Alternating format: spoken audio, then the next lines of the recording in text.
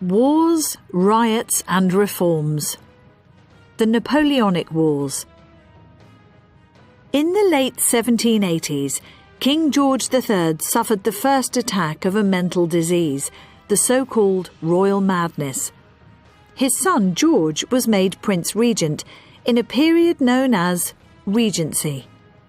Meanwhile, in France, the principles of social equality of the Enlightenment had led to the Revolution in 1789.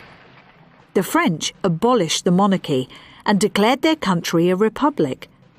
The spirit of intellectual rebellion inspired the poets, who shared the enthusiasm and hopes of the Revolution, but became disillusioned by the bloodshed in the Reign of Terror. France declared war on Britain and Holland in 1793.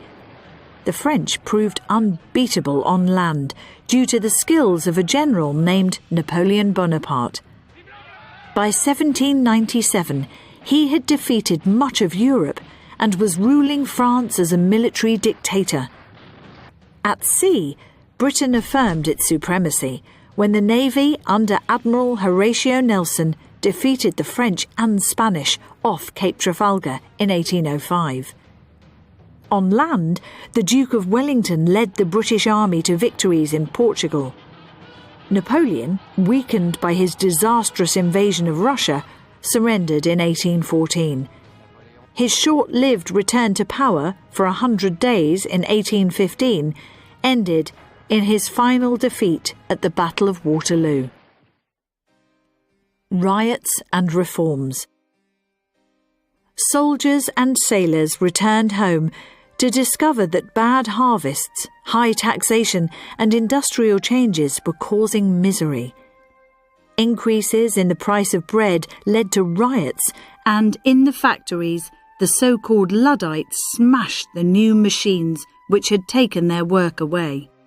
The authorities tried to repress discontent.